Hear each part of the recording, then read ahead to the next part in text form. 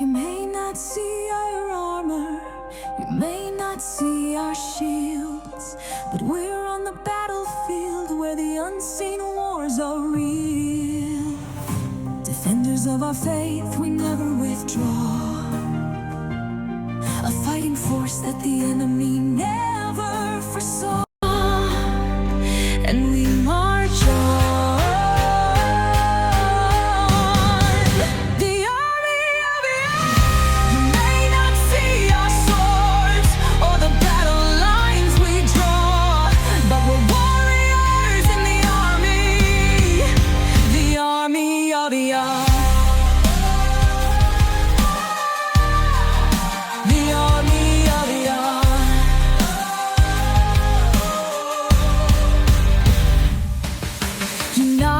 Undivided, we fight as one. By the blood of the Lamb we overcome. Battle-worn believers, we stand in awe. As soldiers in the army of Yah. Defenders of our faith, we never withdraw.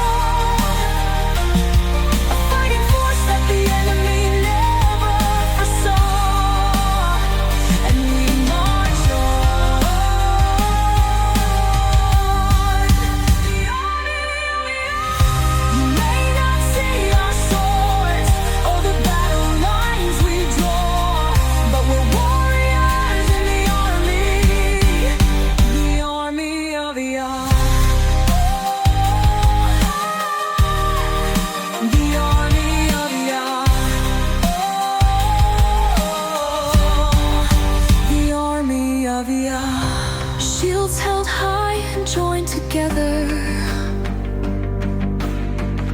swords drawn, we press on, soldiering on in reverence and awe.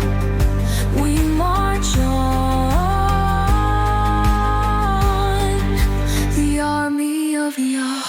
The battlefield is not just here on earth, but is also in heaven above. Still no weapon forged against us can ever stand against the power of His love. You may not see our armor, you may not see our shields, but we're on the battlefield where the unseen wars are real. You may not see our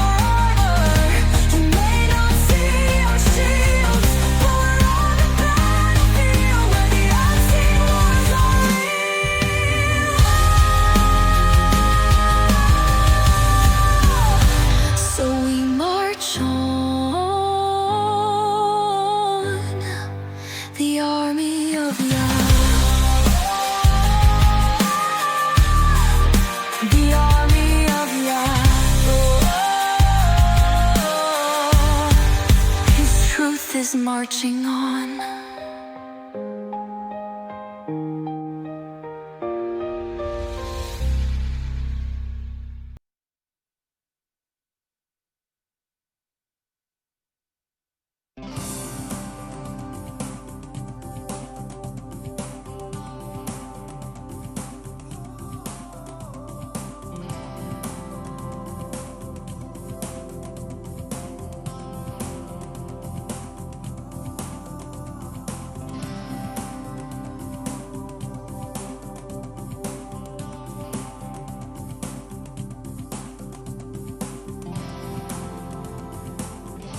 And Shabbat Shalom, everybody. Welcome to the Virtual House Church. I'm your host, Rob Skiba, and I'm excited to be joined by my friends John and John from Now You See TV. Hey, guys. How you doing? Doing good, man. We're excited about this. I know you got a conference coming up tomorrow. That's really exciting, too, man. I wish I could be there. I know we wanted to be, but it's a little long from Indiana, so we couldn't make it. Yeah, that's the Back to the Future conference. The theme is Decoding Deception. And I'm going to be there with Doug Hamp and John Gabrielson. Actually, Doug Hamp's not going to physically be there. He'll be piping in through Google Hangouts, I believe, for this one. Interesting. Yeah, a friend of mine is going to show. Well, he's not a friend of mine. I'm going to have him on the show, but he wrote a book called Leviathan Ruse, and he will be there. His name's Alex, so I told him to say what's up to you while he's there. And I just got the book in the mail, but it looks really interesting, so I want to check him out. But Cool.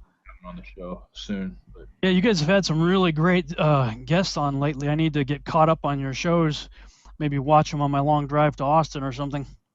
Well, we're excited to have another virtual house church tonight. I'm going to have to probably cut it a little bit short tonight, maybe by about an hour and 45 minutes. I think we can go tonight. Do you have any administrative stuff you need to get out of the way first before we get started? Sorry, I'm rambling a little bit here, but yeah, go to if you're on the YouTube and you want to ask questions or want to do anything, Rob's going to get out early, but we'll still do questions and answers till he leaves. But if you go to nowuseetv.org, follow the virtual house church link. Or if you're on YouTube, in the description, you can click on there, go there, and there's a live chat right there where we'll be fielding questions. It's also a moderated chat, and so you'll have moderation on there. You don't have to worry about some trolls or anything like that. So come on over, fellowship with us, and have a good time. Those are the rules. Those are the rules. Okay, cool. Well, I'm going to do a screen share here, and we'll go ahead and get started. If you just go to virtualhousechurch.com, if you want to follow along, just go to virtualhousechurch.com.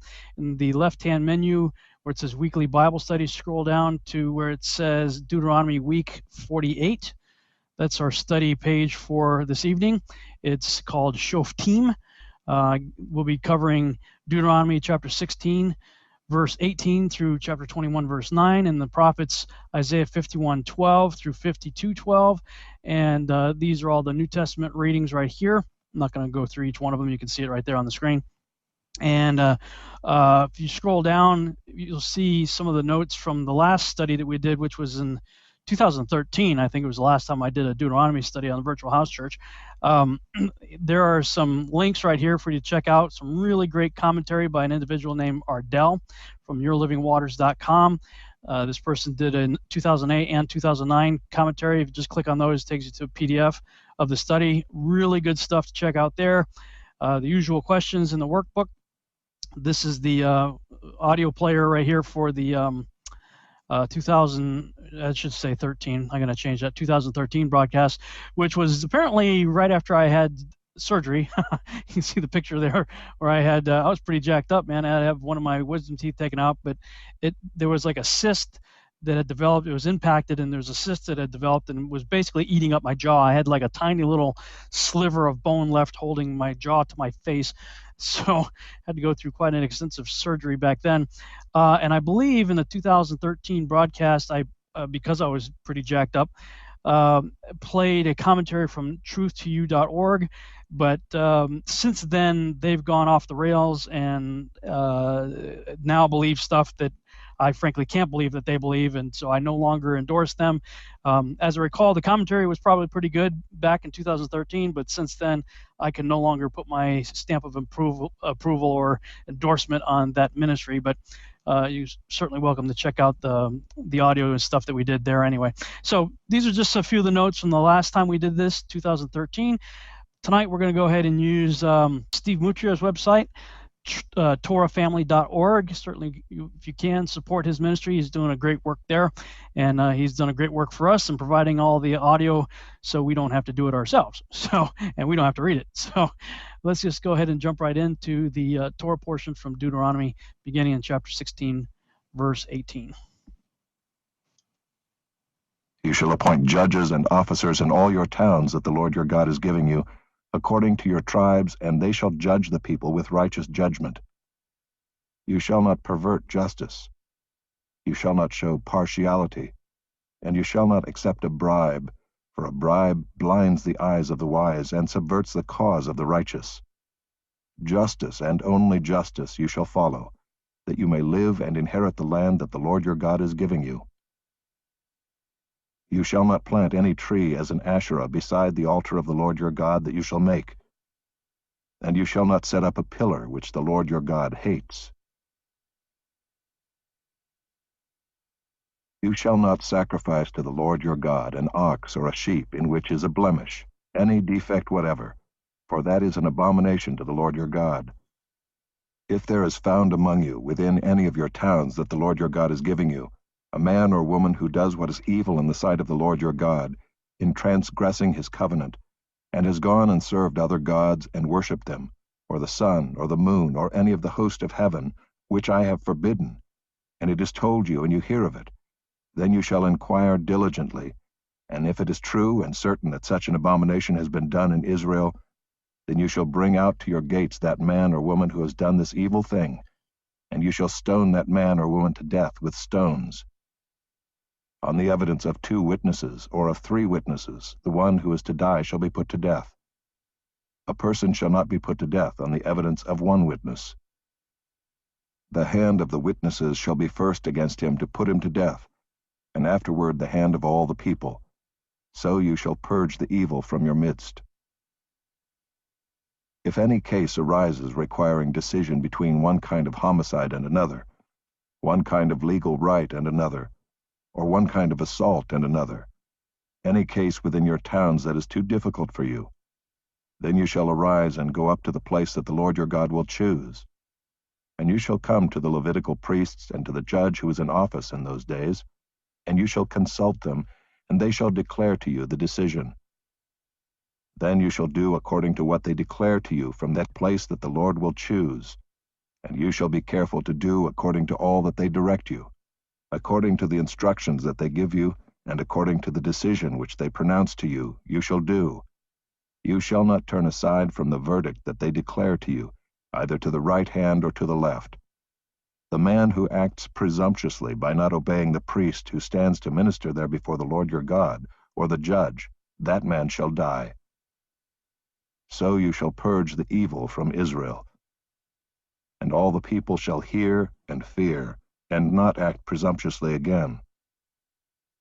When you come to the land that the Lord your God is giving you, and you possess it and dwell in it, and then say, I will set a king over me like all the nations that are around me, you may indeed set a king over you whom the Lord your God will choose.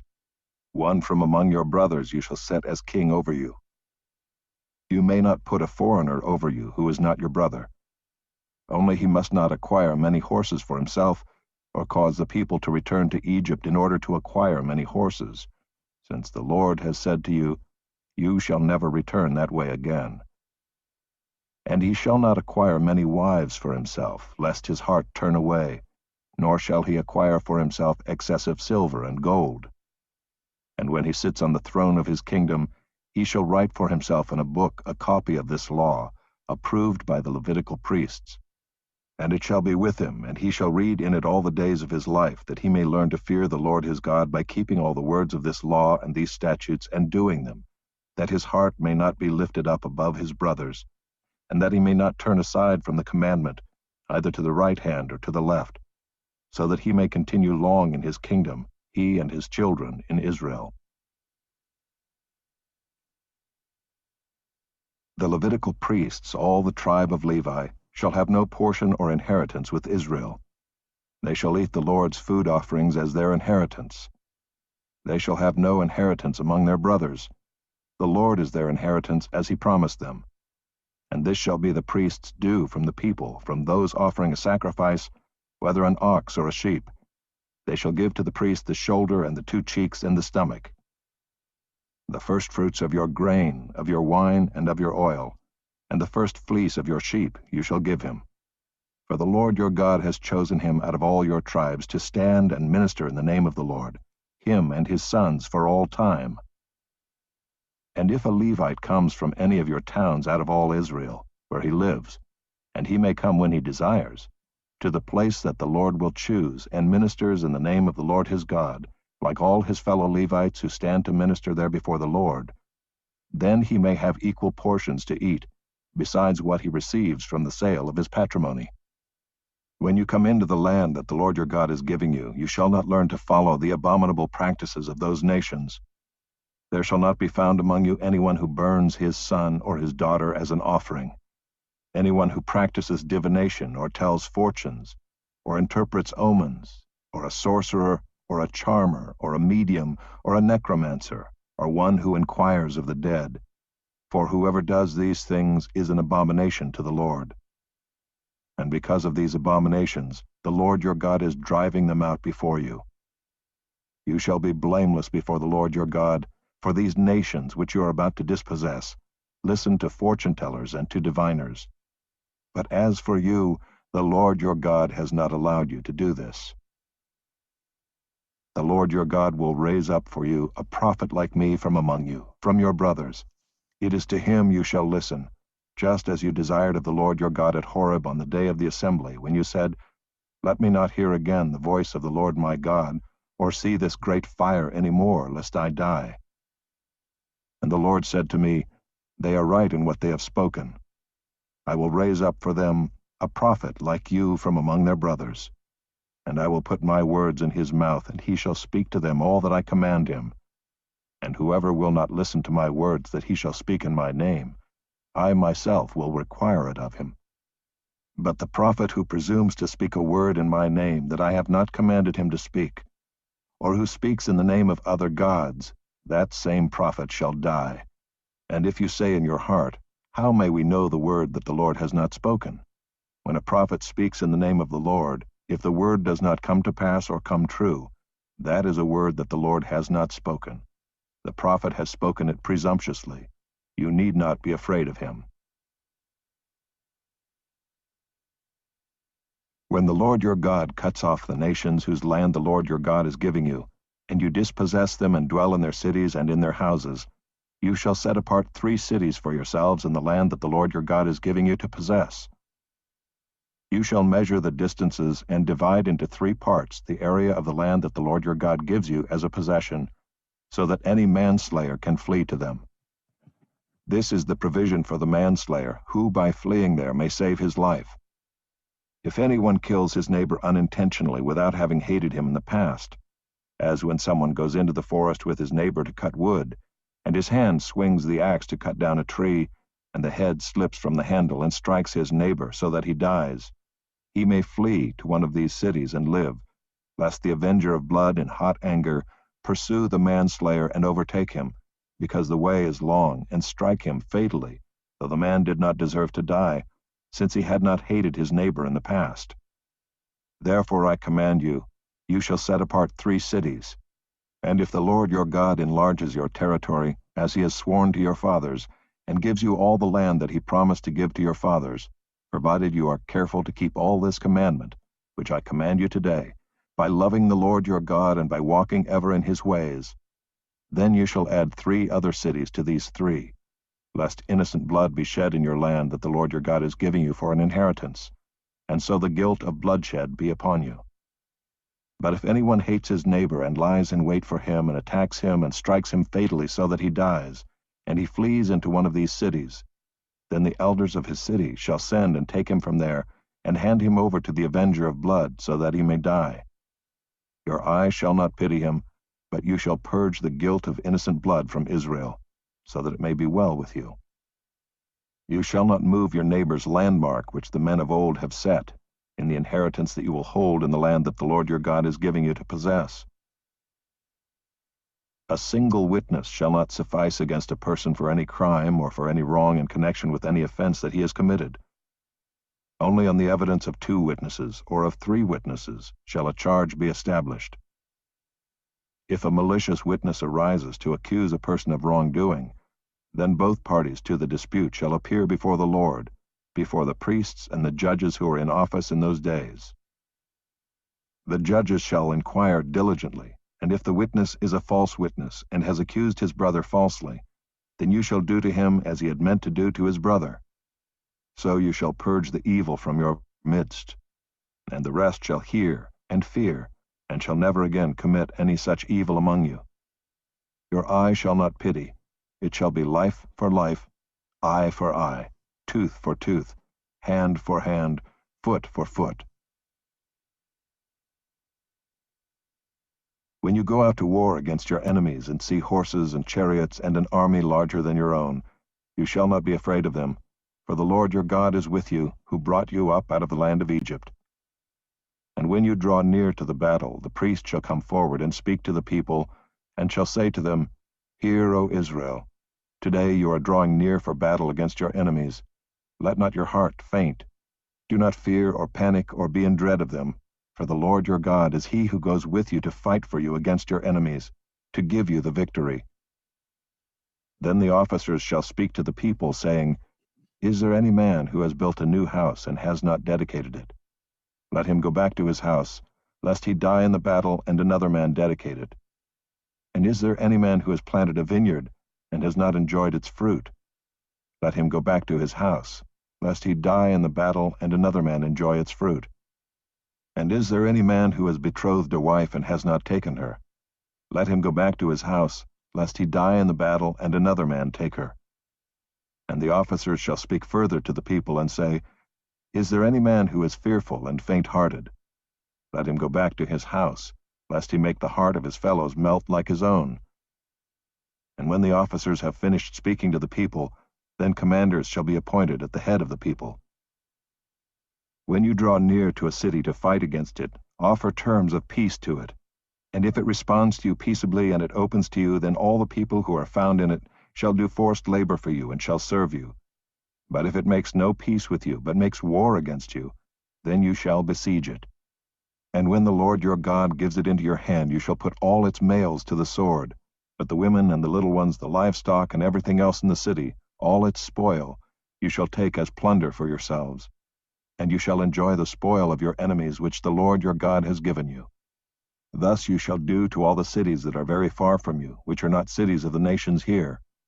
But in the cities of these peoples, that the Lord your God is giving you for an inheritance, you shall save alive nothing that breathes. But you shall devote them to complete destruction, the Hittites and the Amorites, the Canaanites and the Perizzites, the Hivites and the Jebusites, as the Lord your God has commanded, that they may not teach you to do according to all their abominable practices that they have done for their gods, and so you sin against the Lord your God.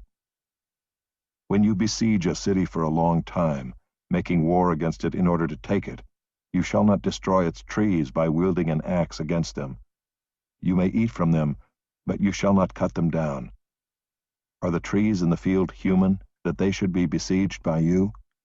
Only the trees that you know are not trees for food you may destroy and cut down, that you may build siege works against the city that makes war with you, until it falls. If in the land that the Lord your God is giving you to possess someone is found slain, lying in the open country, and it is not known who killed him, then your elders and your judges shall come out, and they shall measure the distance to the surrounding cities. And the elders of the city that is nearest to the slain man shall take a heifer that has never been worked and that is not pulled in a yoke. And the elders of that city shall bring the heifer down to a valley with running water, which is neither plowed nor sown, and shall break the heifer's neck there in the valley. Then the priests, the sons of Levi, shall come forward, for the Lord your God has chosen them to minister to him, and to bless in the name of the Lord, and by their word every dispute and every assault shall be settled. And all the elders of that city nearest to the slain man shall wash their hands over the heifer whose neck was broken in the valley, and they shall testify, Our hands did not shed this blood, nor did our eyes see it shed. Accept atonement, O Lord, for your people Israel, whom you have redeemed, and do not set the guilt of innocent blood in the midst of your people Israel, so that their blood guilt be atoned for. So you shall purge the guilt of innocent blood from your midst, when you do what is right in the sight of the Lord. All right. That concludes our Torah portion. Let me go ahead and end the screen share here. All right. Well, any thoughts? Any questions? Let's hear from you guys and from the audience.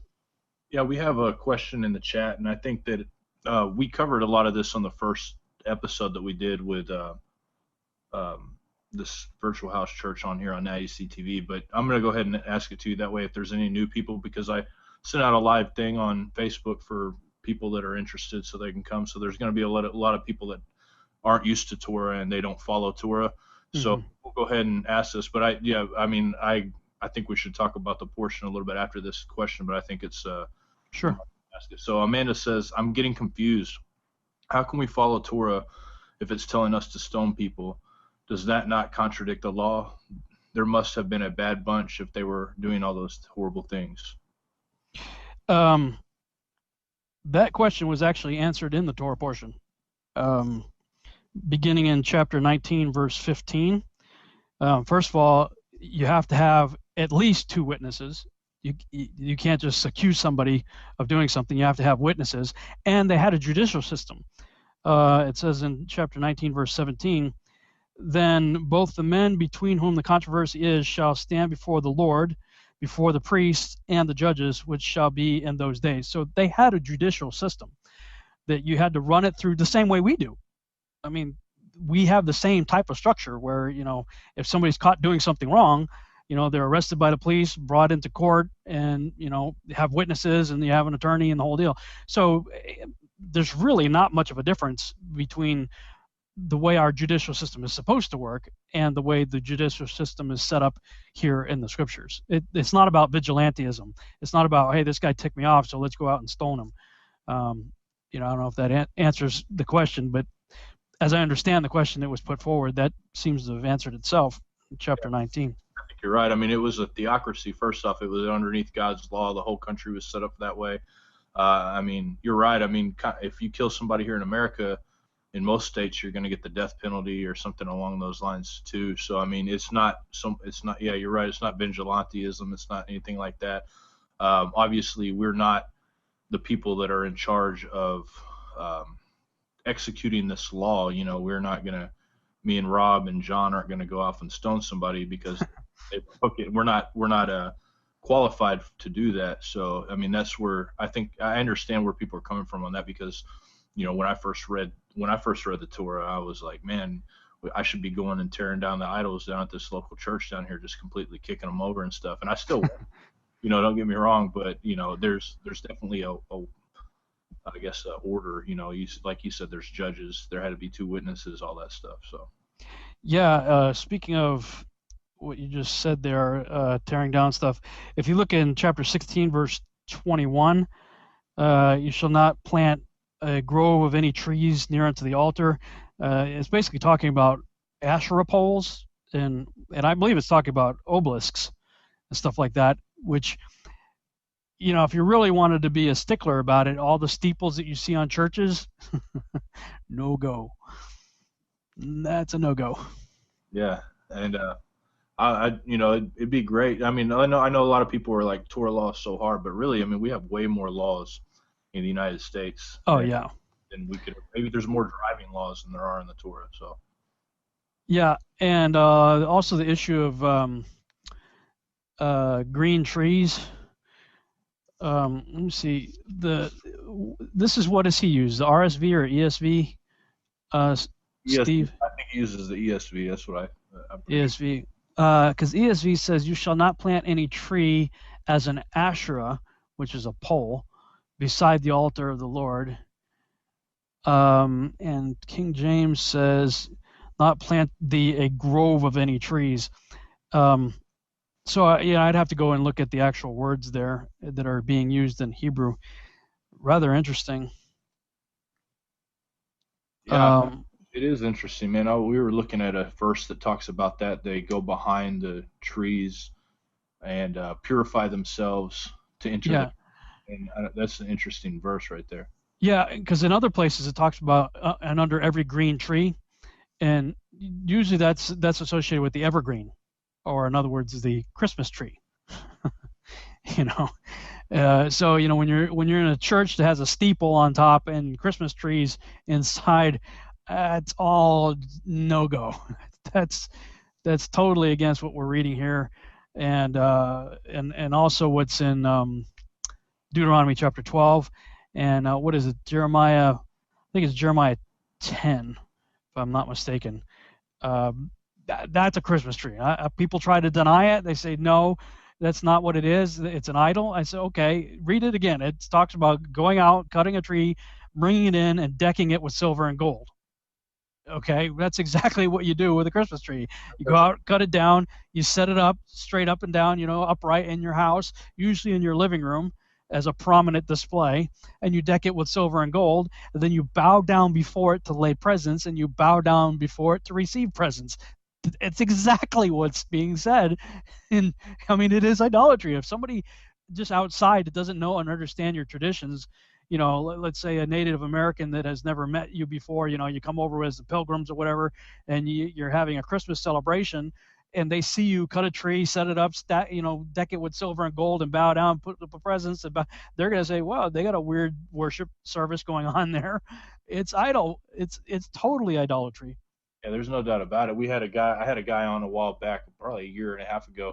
He was a ex-pagan. He was a witch in a certain order, a Celtic order of witches, and he said that on December, I think it's 23rd or 24th, they do it, but they have a Christmas tree, and I can't remember what the god's name is, but they light candles underneath it, and they are around it, and they do all these different things that, exactly like what we do in Christmas to this tree. So I mean, it's documented that they still continue that tradition to this day. I mean, and you're right. I mean, I think there's like a Christmas carol that talks about decking something in silver and gold, and if I remember right, but interesting.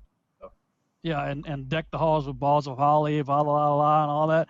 I mean, when you look at all this, the wreath, all of the stuff that we do is all totally and thoroughly entrenched in paganism. And there's no such thing as Christianizing paganism. There's no biblical precedence for that whatsoever. So just some things to consider. In the Way documentary, there's a young lady who's a Hellenist, I guess a paganist, and man, she just goes into this is pagan, and she goes into the history. She actually goes into the history that we just stole it from them.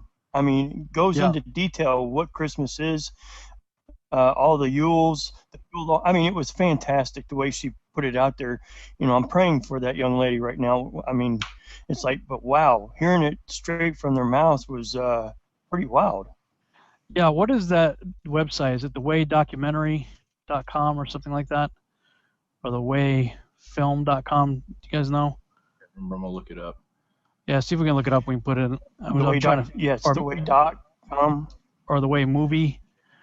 I just looked at that. No, that's not it. Oh, anyway, we'll see if we can find it. But that is a very good documentary. Absolutely. Thewaydoc.com. It's The Way Doc. Thewaydoc.com. Thewaydoc.com. I'm just looking it up here. Okay, so I'll do a screen share. Yeah, I haven't got to see it yet, but I've seen like a bunch of clips from it. I can't wait to see it. Yeah, here it is, thewaydoc.com. You can watch the trailer there.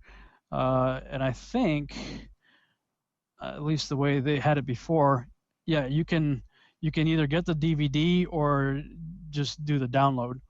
We did the download and watched it at our home Bible study fellowship. It's really good. I recommend people watch it. And John Hall, you're right. Her testimony, that pagan, I don't know if she's a witch or what she was, but her whole thing was right on target regarding Christmas and Easter and all that. Oh, we just lost John. Yeah, I don't know what happened. He must have lost his connection or something. But yeah, I can't wait to see it, man. I know you're in it. I think Rico Cortez is in it. Michael Rood's in it. Some other guy that he just added me on Facebook's in it. A couple is Steve Mutria, Zach Bauer. I mean, all kinds. Yeah. Well, most of the guys that are out there talking about Torah have at least one appearance in the documentary. I mean, they really went out there and tried to find as many people as they could talk to. Both the sort of well-known personalities as well as people that are less well-known that are just have come to Torah. But I mean, I think it's a very good high-level view of what's going on. Why are people returning to the Torah? Why are people leaving the church in mass number, like an exodus right now? And in fact, there are a lot of I'm hearing more and more of the mainstream sort of Christian, your regular Christian pastors kind of freaking out about it, because they're realizing this is really something big is going on here, and they think people are being deceived. They think people are being deceived, and they're leaving the church, and which is not the truth. Yeah. The people, and I wrote about this. Is it a cult or a massive move of God? First of all, any cult out there will have a cult leader. It has somebody who comes up with an idea, and hey, follow me, and people follow them, and they go off and do their own thing. There's no leader accept the Holy Spirit in this movement. These are just people all over the world that one day wake up and realize, what's coming from the pulpit right now in my church, it just doesn't sound right. They're getting more and more uncomfortable with the Christmas and Easter stuff. Initially, I think a lot of it starts out because they think it's too commercialized, and that's what gives them a bad taste in their mouth. But then eventually they start doing their own research or see a YouTube video or something on it and realize, wow, this has nothing to do with my Savior, so why are we doing it? And so then they ask their pastor, well, why, was Jesus born on December 25th? And they'll say no. Well, then why are we celebrating his birthday on December 25th? Well, and they're just getting more and more upset with what's going on in mainstream Christianity that they're pulling out. And for like many, they flounder. They don't know what to do, where to go, until they finally just start from the beginning, go back to Genesis on their own. And a lot of times they'll start a home Bible fellowship, or they'll get hooked up with somebody else who's already doing that. And that's what's happening. And this I firmly believe it's a move of God, is happening all over the world. And I think this documentary does a good job of giving sort of a snapshot overview, like a high level overview about why this is happening and what it is that is happening. So I highly recommend people check it out. I saw the trailer, it gave me chills when I watched it. I was like, man, this is going to be great. And it's so cool to see that. You're right, man. People were by the groves. I know I just met up with somebody here locally in Evansville that just started following Torah, and she listens to our show. And then there's so many people just locally in Evansville. I mean, back when we started try to start a fellowship, there was like maybe 2 or 3 families, and now it's just like more and more and more and more and more people that are coming to this. It's just amazing. And yeah, I'm gonna put something up on the screen again here. If I think we've shown this before, but if not, people can go to my website, robschannel.com, and I believe it's in the blog section. I probably need to make this a little easier for people to find, because you might have to scroll down a little bit to find it. But there's a link I called Torah Fellowships or something like that. And if you have trouble finding it on my website, they also have it on 119 Ministries website, which is pretty much where I got it from anyway. They had a plug-in on their website that shows where people are meeting. Here it is, Torah Fellowship Map. I'll put a link in the Virtual House Church page for it, but if you just go robschannel.com/Torah-fellowship-map, it'll take you to this page. And on this page, this is a map of the world, and all these blue icons are people doing what we're doing right now. I mean, this is just huge. And if you go to the United States, I mean, you got to like really zoom in just to find space between the blue dots. And if you click on a blue dot, it tells you, like in the one I just clicked on right there, it's Marilyn Lee, gives their address and phone number. So, just go there and find a dot that's somewhere close to where you live and make a phone call. You may find there's somebody really close to you. There may be a whole bunch of people really close to you that you can meet. I mean, if you live in Texas, I mean, look at where I live here in Dallas. I mean, there's plenty of places within a 20-minute drive that you can, hook up with. Is there any way you could get me the widget code for that so I can throw that on my website as well to help people connect? That's awesome, man. Yeah, you know what? I think it's yeah, I'll see if maybe it's right here. Share, embed on my site. So if you click on the little icon, it says embed on my site. You can go ahead and embed that on Now You See TV. Yeah, for sure. I'm embedded on the Virtual House Church page here, and that way, because I mean, right, there's so many people to connect with. That's how we met our first few families that we used to fellowship with on Shabbat here in Evansville. It was through, I think it was on 119's site. They had one, or somebody had one. I can't remember who it was, but I just called them up. I'm like, hey, I see you guys are Hebrew roots or follow Torah or whatever. And they're like, oh yeah, we don't know anybody else. So I'm like, okay, well, let's go meet up. And so we went to Dan Hatt's house and hung out for a while. They moved over not too far from Zachary Bauer now. So pretty cool though. Yeah. Like I said, I got this widget from 119 Ministries website, and I mean, just in your area alone, I mean, look at all this. There's a ton of places for people to check out. So, if you're in the United States and you're lonely and don't know anybody that's doing what we're doing, and we certainly welcome you to join us every week here on Virtual House Church. But there's something to be said for that one-on-one fellowship, and and it's all over the world. I mean, it's not just the United States. I mean, if you look on this map, obviously there's a lot of it taking place in Europe and in different parts of South America and Africa. Nothing much going on in Russia, at least not that anybody's posting or willing to post, or in China, because it's probably all underground. But in other more free countries, there's lots of places for people to hook up. Yeah, it's amazing, man. It's such a blessing. And if you do a home fellowship, you could always stream it together here on this and have questions between you, discuss it. So that's what we did. We'd find a stream of somebody playing their Shabbat service and Torah portions, and we just listen to it while we're sitting there, and have a good time, eat food, and drink a little bit of wine and hang out. So yeah. Well, do we have any more questions on the Torah portion? I think so, John. Let's see here. Cod asked about December period. Is it okay to study and acknowledge the Advent? If you're talking about the birth of Christ, he wasn't born in December. In fact, if you want to celebrate his birthday, well, it's coming up this Sunday. I'll be, at the conference. I'm going to be in Austin. I'm going to be saying "Happy Birthday, Yeshua" on September 11th, which is 2 days from now. So yeah, that was the day, the physical day that he was born. If you want to celebrate on the Moedim, or the appointed time on which he was born, that would be, in my opinion, the Feast of Trumpets, or Yom Teruah, which is the beginning of the fall feasts.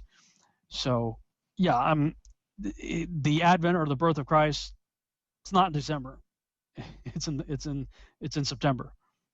Yeah, there's a lot of stuff to support that idea. I've heard a lot of good stuff to support the idea of tabernacles as well. So I mean, it's definitely not December though. So yeah, and that's not one of those things that I think is worth fighting about.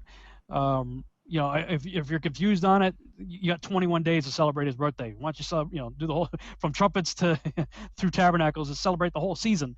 Right there. If you have to do 21 days of, I don't want to call it Christmas, but of Christ's birth, arrival, tabernacling among us, however you want to word it. But I mean, there's a 21-day celebration that you can have. So forget the 12 days of Christmas. You got 21 if you want to do it during the fall Moedim. Party hard.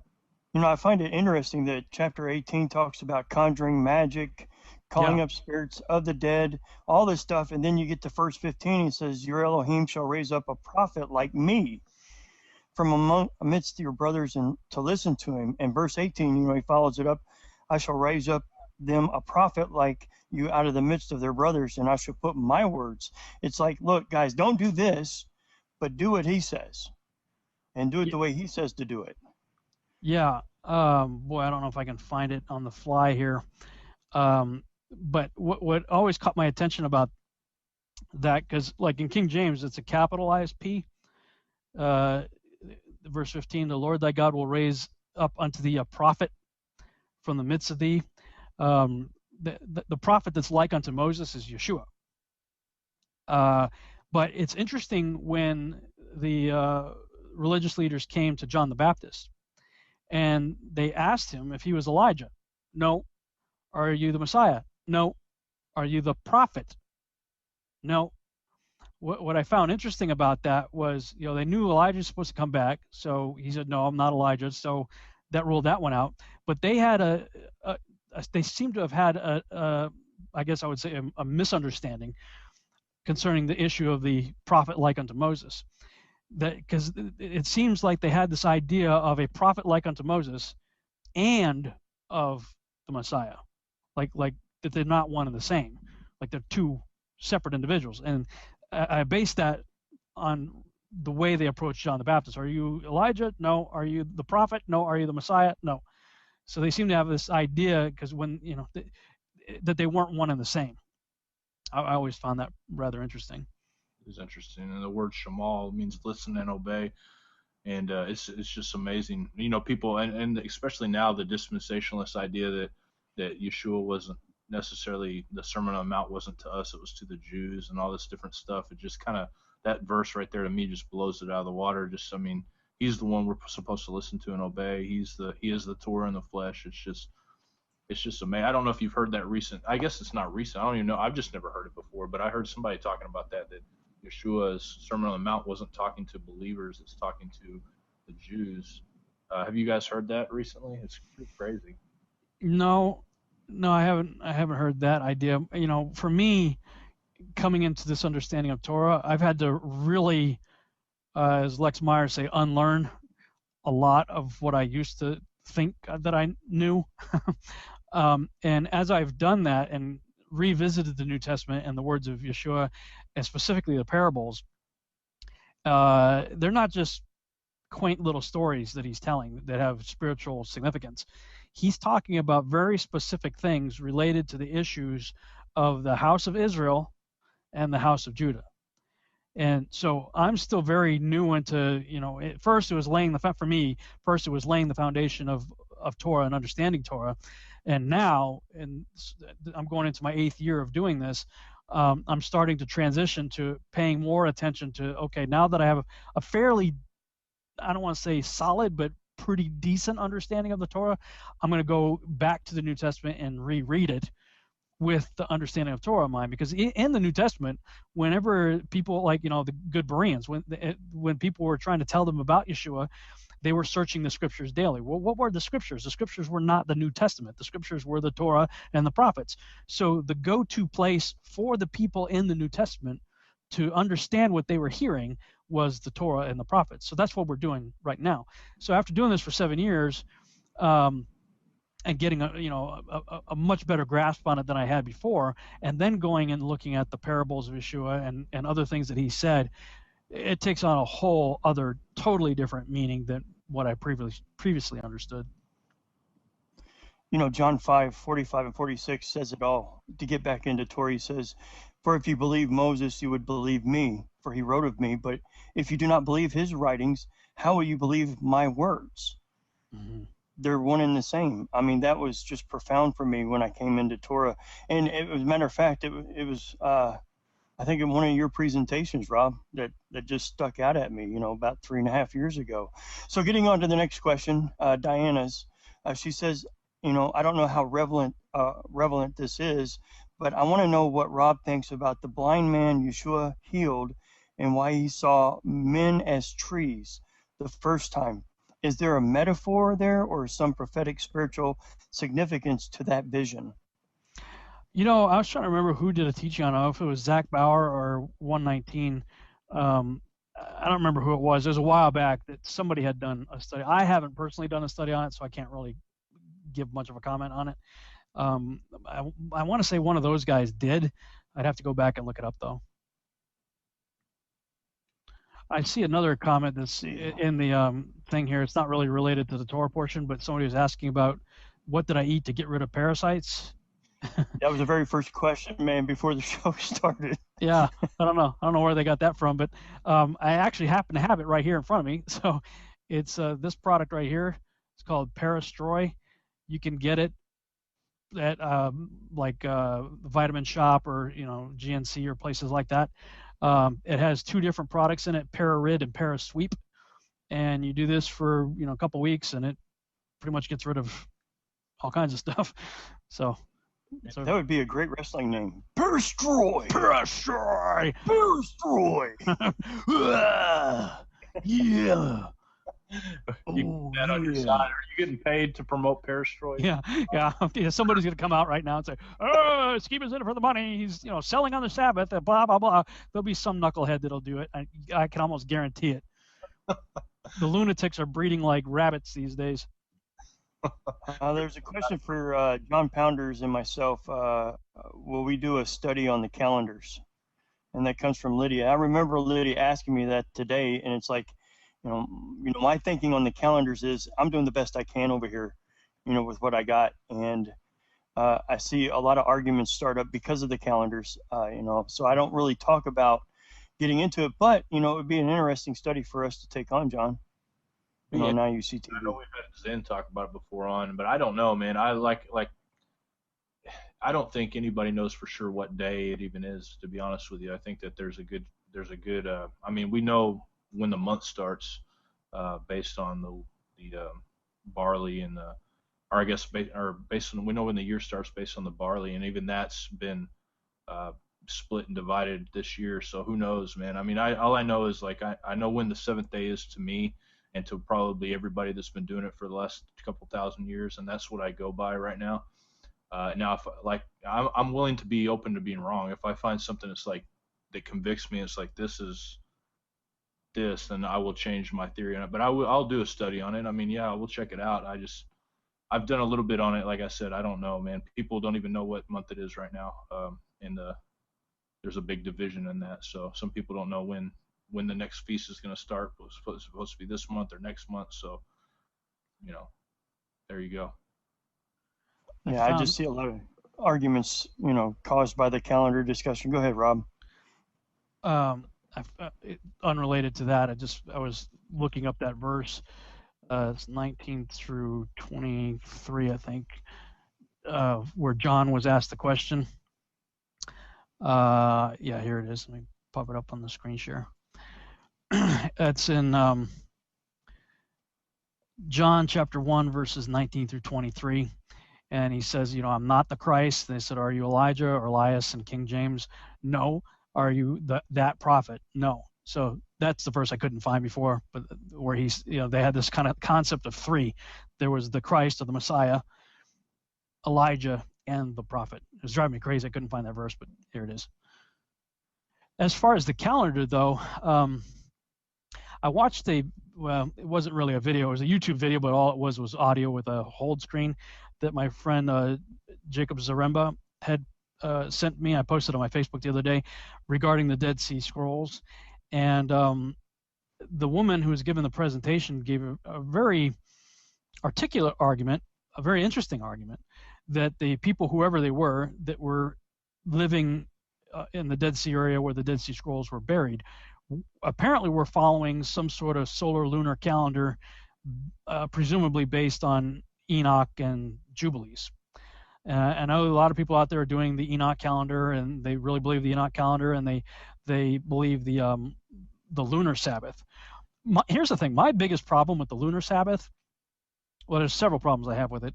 One, when I tried to test it out historically, it falls apart pretty quick, especially during the Passion Week.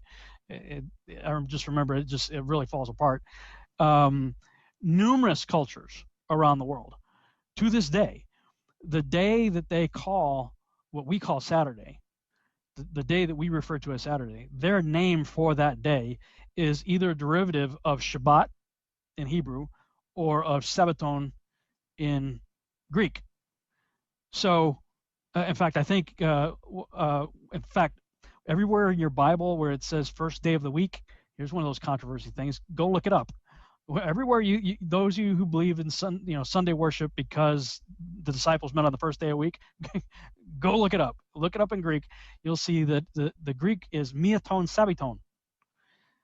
Well, sabbaton is the Greek word for Sabbath. Everywhere else it's translated as Sabbath.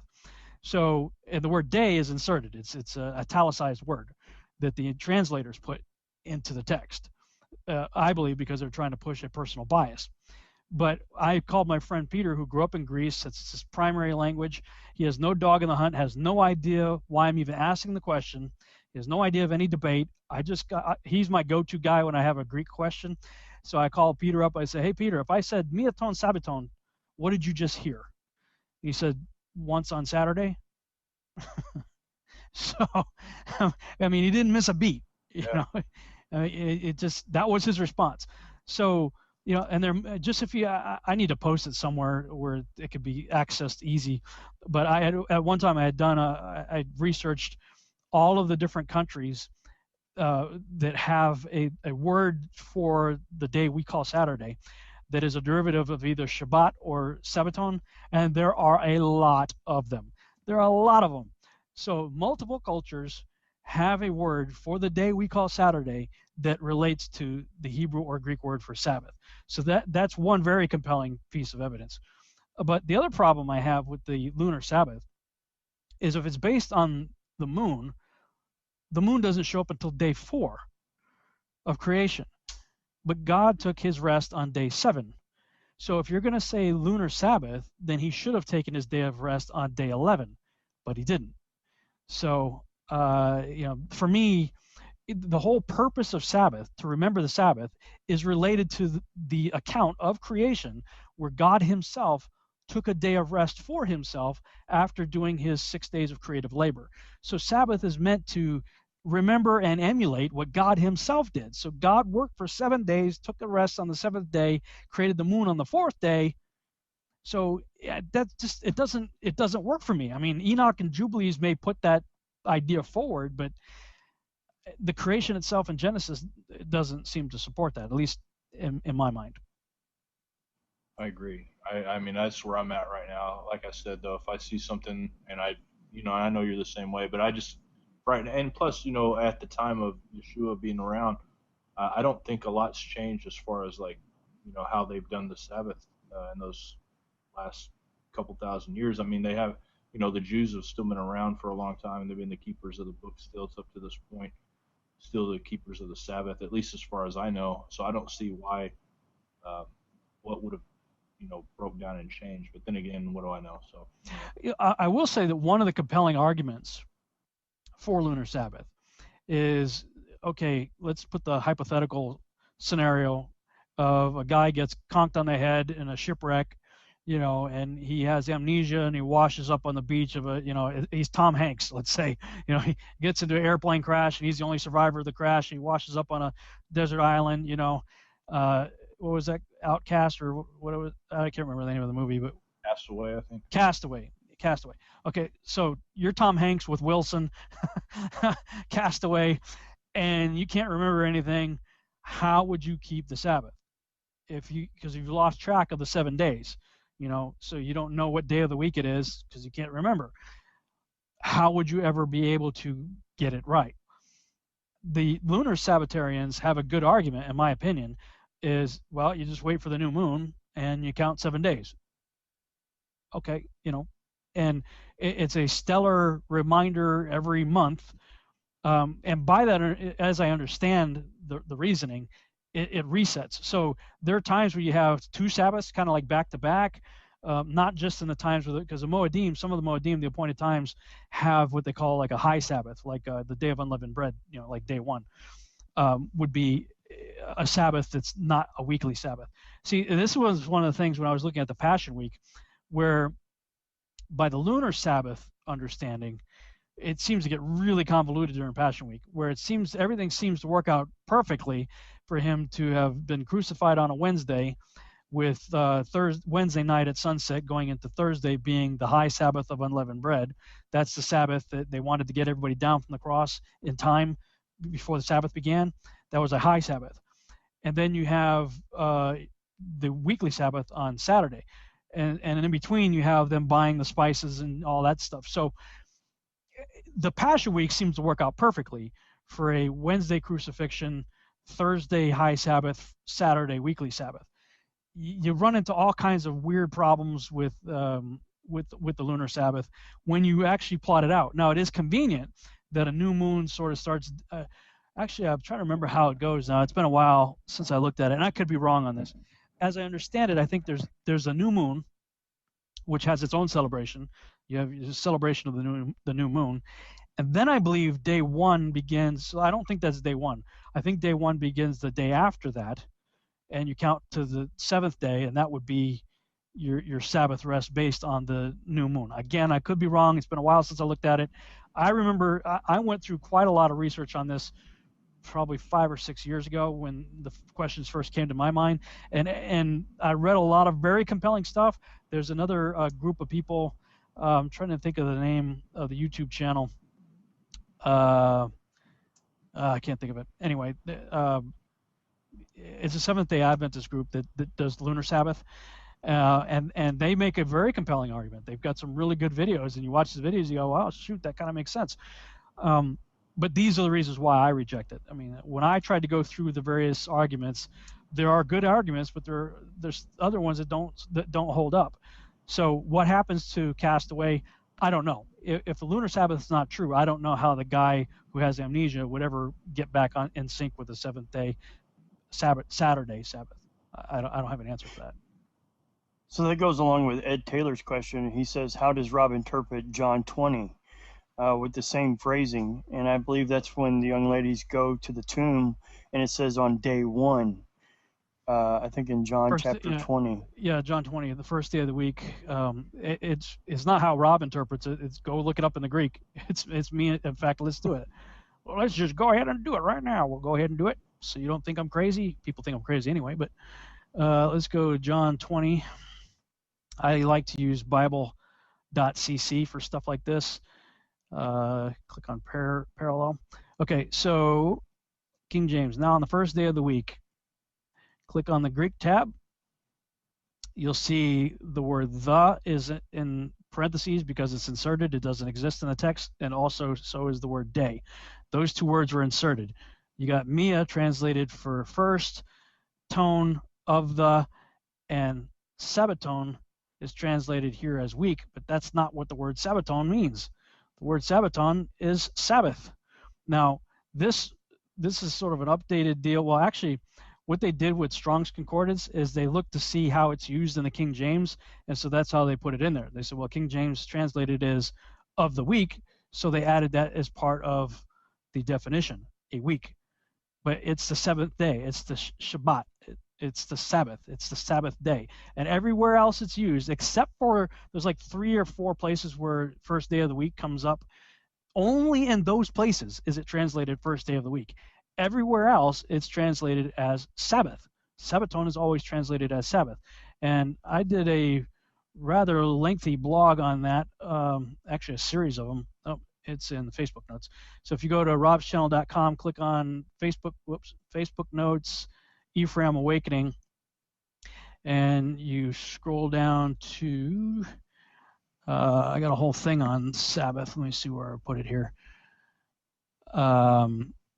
First day of the week or the first of the Sabbaths. If you click on that one, and there's another one, Satan sabotaging the Sabbaton and finding our Sabbatismos. You'll want to read, if we're not going to go through it right here, but really these 1, 2, 3, 4, 5. I actually got Lunar Weekly right here. I wonder if I actually covered that here. Cool. These were the ones you're going to really want to go through if you want an in-depth study on it. First day of the week or first of the Sabbaths. This is where I break down all the different verses and where it says what it says. And the conclusion I came to was that you actually count Sabbaths between Passover and Pentecost. That is a time period where it's the Feast of Weeks, where it's called counting the Omer, where you actually count off Sabbaths.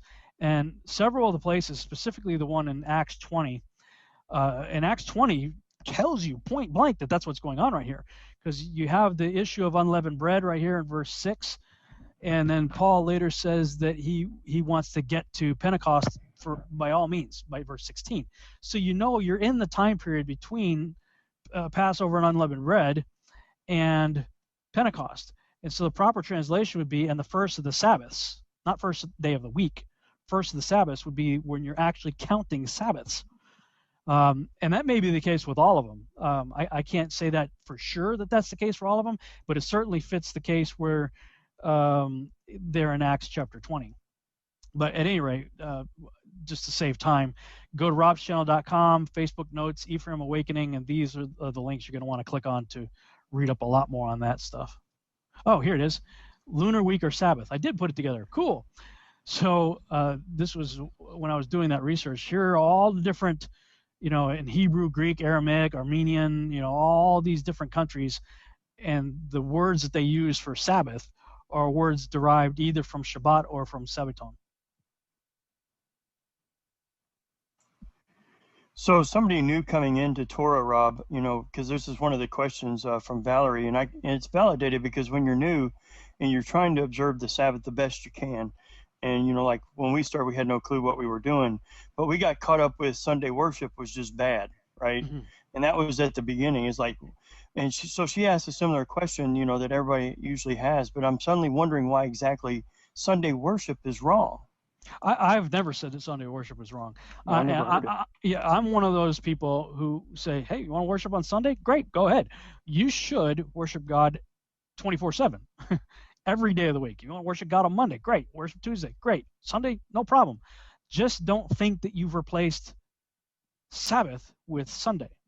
That's where the issue comes in. If you're saying, I don't need to do Sabbath anymore because that's for the Jews, I'm going to worship God on Sunday, you are effectively replacing Sabbath with Sunday. Now, if you want to do what we're doing right now and have Bible study and a time of worship and whatnot on Friday night going into Saturday, and consider that your Sabbath, and go ahead and go to Sunday church because you know your family goes there or whatever, I see no problem with that, because you're not replacing Sabbath. You're just worshiping on another day, you know, in addition to Sabbath. So there are other people out there who say, you know, if you worship on Sunday, you know, you're wrong. You should worship God every day. So as long as you're not replacing Sabbath, I don't see any problem with it. Totally agree with that, man. But what you might find is after you're doing Sabbath for a while, you're going to find, and there's just something different. I can't really explain it, except this is like date night with our husband, you know, our heavenly, you know, we're the bride, he's the husband. He has set this day aside to meet with us. He says, come hang out with me on this day. So, you know, this is his daily planner, and he says, honey, let's go out on a date. Well, I mean, if you show up for the date on Sunday, you know, he's still going to appreciate that you love him, but he's going like, but honey, I had a date night set up for us yesterday. I mean, you know, I don't know why you didn't want to show up yesterday. I mean, this is cool what we're doing today, but I had a special time set aside for yesterday. There's something special about meeting on Sabbath, and when I started to do that myself, I can only give my own personal testimony. I have been a student of the Scriptures since I was a kid and had the ability to read. I mean, I got saved at age 7, but was reading the Bible before that. I finally just came to the point where I understood that I needed what the Bible was telling me by age 7. But from the time I could read, I've been reading the Bible. Read the Bible my whole life, and there was never a season where I went astray. I mean, there were times where I wasn't doing all the right things probably, but it was never a time where I ever backslid and dissed the church and, you know, forget the Bible. Never. I've been in the Bible my entire life. I have never learned more than I did and than I have since I started doing Sabbath. Like just the first year, I learned more in that first year than in all of the 30 plus years prior, probably 40 years prior. 40 years. I'm 47, so I started this when I was 39, going into my 40th year. So all of that, and I was a Sunday morning Sunday school, Sunday morning service, Sunday night service, Wednesday night Baptist kind of guy, you know. So always in church, always reading the Scriptures, and a full-time missionary for 6.5 years. So taking all of that in consideration, well, I mean it when I say I learned more in the first year of doing Sabbath Bible study than in all years. So what's different? I just think there's a different anointing, if I can use that word, on Bible study that takes place on the day that God said, hey, come hang out with me. So after you do that and you see for yourself, and I've talked to numerous people that have had similar testimony, they all say the same thing. After you do that for a little while, you're going to go to church and you realize this is just a country club. I could do the same thing with these people at Starbucks or wherever you choose to go, you know, to hang out with somebody, you know, whatever favorite restaurant of yours, and get the same thing, because I'm not getting anything out of the pulpit. I mean, this is barely a milkshake compared to the steak that I just had last night, you know. And then when you start hearing them dissing the Sabbath, I mean, several people from our own home study group were doing Sabbath and Sunday for a while, and then the pastor started preaching against Sabbath, and you know, my friend Chad, he was like, well, I guess I'm out of here, you know, because the pastor was dissing Sabbath.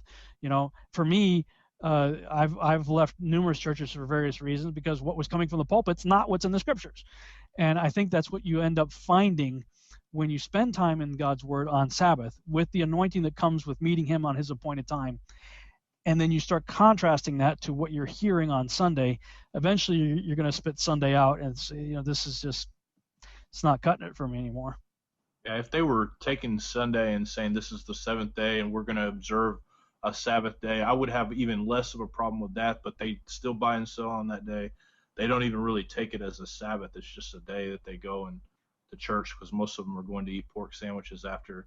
So it's like, yeah, right. That's the other problem is after you start going on Shabbat,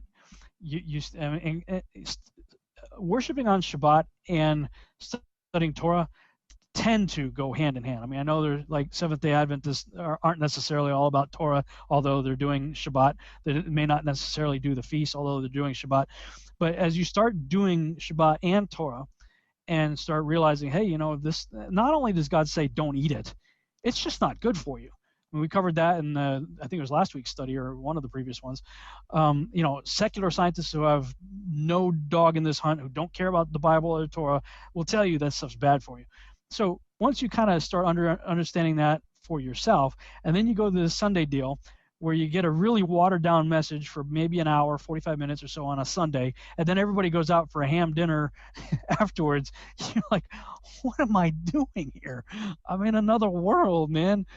And I mean, it's tough because we all still have family members, friends, loved ones that are still in that paradigm. So, and you don't want to come across as I'm holier than thou or anything like that. It's just, I've tried to find loving ways, like with my own family.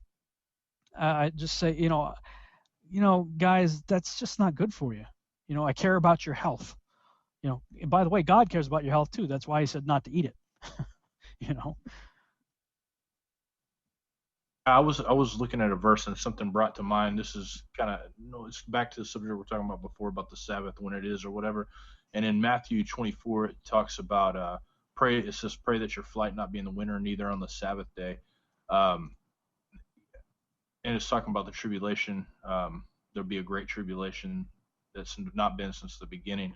So, like, what does that say about the day that the Sabbath? Because right now we know over in Israel and even around the world, most people that follow Torah would say that the Sabbath is on a Saturday. So, like, this verse is a prophetic verse. So, to you, what is that? I mean, to me, that kind of discounts the idea that the Sabbath kind of switches around but I don't know. Yeah, I've been thinking about that verse quite a bit, actually, where it talks about pray that your flight be not on the Sabbath. I'm not quite sure what to make of that. And the reason I'm not quite sure what to make of it is because of what happened in the Maccabees. If you read the first 4 chapters of First Maccabees, you'll see that in the beginning of the story, where the Romans were coming in and they were setting up their pagan gods and killing anybody that they're like making people eat pork, and if you circumcise your baby, they'll kill your baby. I mean, all kinds of just horrible stuff. And they started killing all the Torah keepers, basically. And there was a group that said, we will not fight on the Sabbath. And so the Romans came in, and they were easy prey. I mean, just slaughter everybody on the Sabbath. But then the Maccabees, that family and other people that were in league with them, said, look, guys, if we don't do something, they will kill everybody. The Romans figured out, hey, if we attack them on Saturday, they don't fight back. Cool. I mean, let's just go in and slaughter everybody. So the Maccabees said, if God is against that, then we'll die. But if God be for us, we've got to take a stand just to preserve our race, our clan, our family, our name, our tribe, whatever you want to call it. And so they did, and they were extremely victorious. I mean, you just read the book of Maccabees, and I mean, these guys were like superhumans because clearly God was fighting for them and with them. So because of the testimony of the Maccabees, and oh, by the way, if you are locked in, because to be fair, jobs, people who work a 9 to 5, a lot of jobs anyway, a lot of employers will give them some time period off around December 24th, 25th. That's just a given holiday that they give you. So if you're used to taking that time and your employer gives you that time to go spend with your family, my whole thing is, if you still want to do something on December 25th, don't go celebrating the birthday of Jesus, because he wasn't born on December 25th. But if you want to celebrate something, Hanukkah, in my opinion, is a really good alternative to celebrate on that day, because that was the date, December 25th, when Antiochus Epiphanes set up what the Maccabees, who some consider to be scripture, called the abomination of desolation. The abomination of desolation was set up on December 25th in the temple. 3 years later, to the day, December 25th, 3 years later, the Maccabees tore it all down and rededicated the temple back to God, back to Yahuwah. So that's why it's called the Feast of Dedication or rededication. So if you want to celebrate something on December 25th, a good thing to celebrate is getting rid of Christmas, getting rid of all the paganism, doing the same thing the Maccabees did. Get rid of all the pagan stuff and rededicate your life to Yahuwah, and do so on December 25th. I see no problem with that at all. I mean, it's not a Moedim of Scripture, but Yeshua was at the Festival of Lights. So he it doesn't say he's celebrating, but he's there. So the implication is, I mean, why else would he go there? And when they're doing some of the things that were taking place, he was there. So and I think it's rather poetic, because in the Maccabees, because the altar had been defiled by the blood of pigs, they were all offering pigs and cooking pig meat and stuff, pork, on the altar, which totally desecrated it. So the Maccabees tore down all the stones that were defiled, and they didn't know what to do with it. There was no provision in the Torah to what to do if the altar has been defiled. So what they did was they just made a pile of stones, put it off to the side, and said, well, maybe a prophet will show up someday and tell us what to do with them. So they just put them out there, and they created a new altar, a fresh one. And some say that when Yeshua said, if you don't worship me, these stones will cry out, that he may have been pointing to that pile of stones, that defiled pile of stones. Implication being, the Gentiles, the Goyim, the defiled ones, will worship me. It's an interesting observation. I don't know that we can prove it, but I think we can definitely prove from Scripture that Yeshua was attending the celebration of lights. So, if December 25th is an important day to you and your family gets together, it's a tradition, fine. Get rid of all the pagan stuff and rededicate your life, and do so on a time when your employer gives you the time off to do it anyway, which is December 25th. I agree, man. I think December 24th is when Hanukkah starts this year anyway, so it's right around the same time. We love it. My family, my kids, they light up when they hear Hanukkah's coming around. They love it so much. Get to light the candles, and we give them gifts too, and we talk about the just because, not because we're trying to follow the pagan ways, but we just like to let them enjoy it, to just really enjoy the time.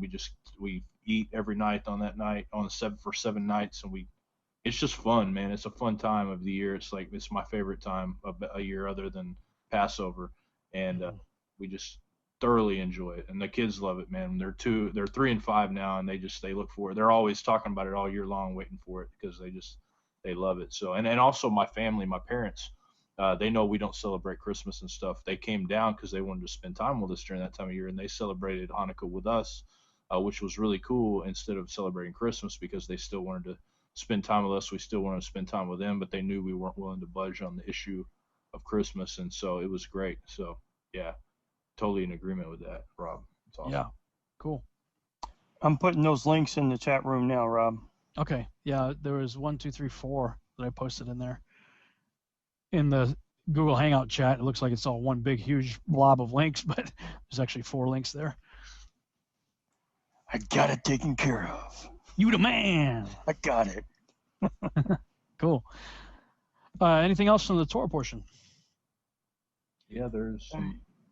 It's interesting where you, John Hall, you were talking last week about Renee Moses and my twitching getting on again. I mean, right there, what's it, Deuteronomy 18, talking about verses 20 through 22. If they say they're a prophet, but what they said doesn't come true, they're not the deal. Sam Castro in the chat room said earlier, as it was scrolling by, he says, I wonder how all these September prophets are going to fare this year. Oh, I know. It's every year, man. September. Well, to be fair, that's where the Moedim, the appointed times of the last days, are going to start. They're going to start in September, September, October time period. So when Yeshua comes back again. So to be fair, we should be keeping an eye on things. But there's just way too many things that have yet to be, in my mind, in my opinion, there are way too many things still left yet unfulfilled that still need to happen for me to even really be, I think I'll still be practicing the Mikra in Hebrew, the Feast of Trumpets, the Day of Atonement, and Tabernacles. I'm going to be practicing those because there's going to come a time in a fall period where it's all going to come down. But man, it's like every year you can count on it. Somebody, September, between now and September 23rd. 23rd is usually one of those big days everybody likes to point to, especially last year. All the rapture guys, preacher rapture guys, oh yeah, this is it. Some kind of meteor, some kind of asteroid, some kind of stellar alignment, always something going on. So, on the one hand, you roll your eyes and you're like, really? Again? Here we go again. Same thing. No apologies from anybody that I've seen from last year when everybody thought for sure, September 23rd was it. Where are the apologies? Where are I was wrong? I haven't seen any of it, but whatever. All the Walmarts are closing. We're all going to be in FEMA camps. Well, John can tell you, I get a twitch because we, the very first show, and I've told you this before, the very first show I did with John, the guy was setting a date. At Passover, and I was just asking him questions of how you getting this date. And I was just ignorant and stupid that I couldn't read what he was trying to tell me, but I was reading it right back to him verbatim, and I'm saying, please explain this to me because I don't see it. And he his jugular vein distension was coming out, and he had veins popping out of his forehead. After the show, John says, I don't think I can put that on the air. I was like, we got to stop this guy. Sorry, we're going to have to... That was the first and only time I've ever done that, but that guy was, I thought he was going to have a heart attack for real. I really did. Like, he was already in a wheelchair, and he could tell he had his face was getting red as a beet. He was, oh my gosh, dude, I thought he was going to die right there on live. So I stopped it. I hate when that happens. It does. Chapter 20, verse 4, and then we'll ask you questions. Sure. For Yahweh your Elohim is he who goes with you to fight for you against your enemies to save you. We're all dealing with the issues of our families and friends who don't understand what we're going through.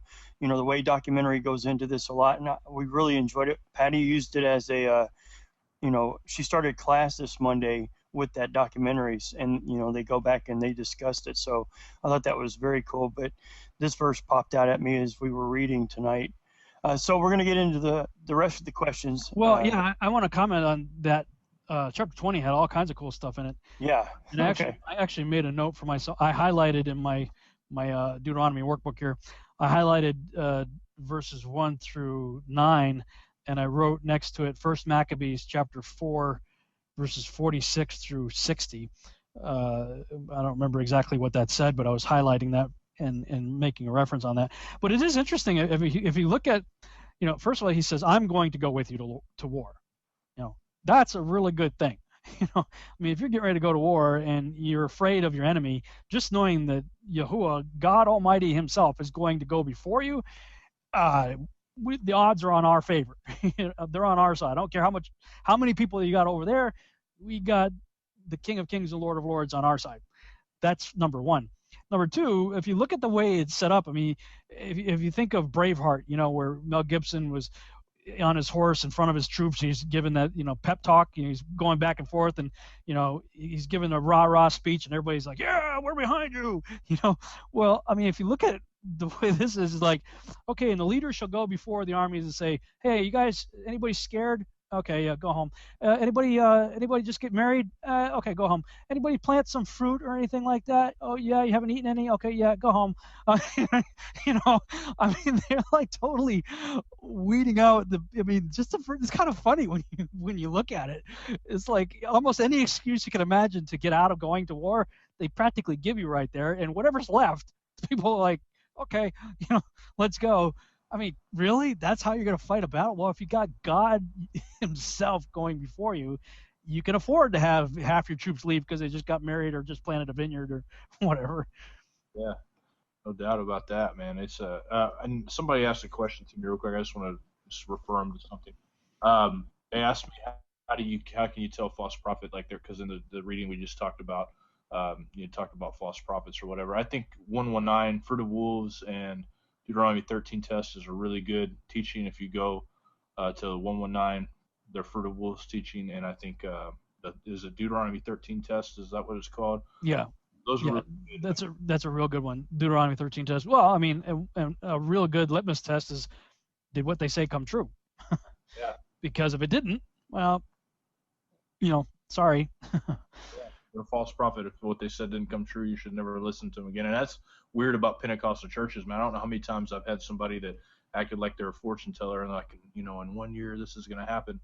And it's like, dude, I mean, I would never tell somebody like, God told me this, unless like God literally came down, told me that, and I tested him a couple times to make sure it was him. And I just wouldn't do it. I don't understand that whole way of thinking. It's so weird. Yeah, I'd be afraid of that too. It's like whenever you're talking to somebody and they're real adamant about whatever it is, and they say, "Well, I have the Rhema word." Oh, okay. Well, you just threw the trump card. I have the Rhema word. You need some Imodium for that. Sorry.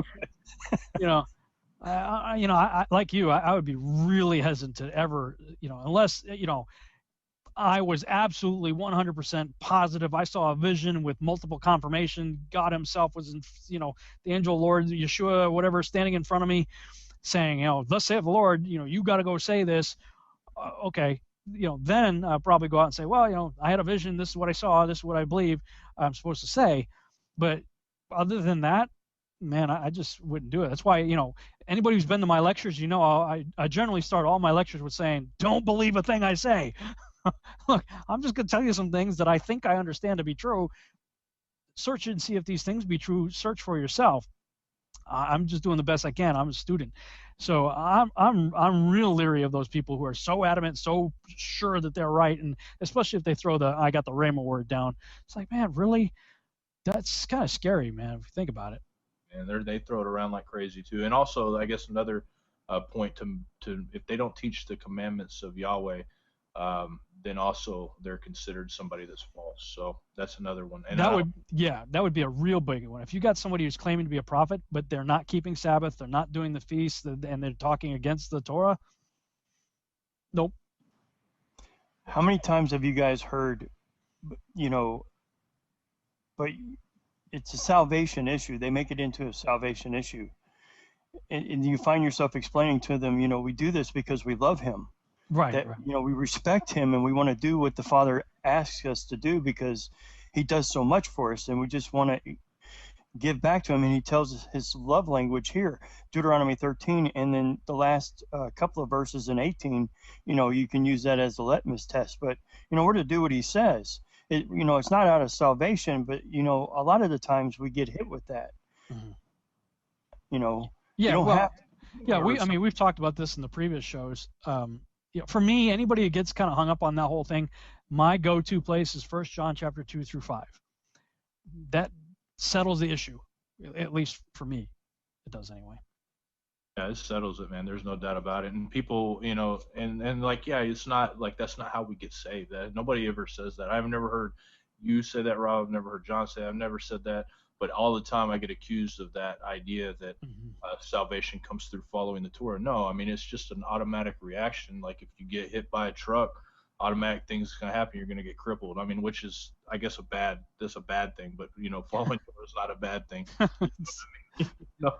If something happens, you're going to act a certain way. And so by loving Yeshua, you love him. He saved your life. He did everything he can. You ask him, how can I please you? What can I do?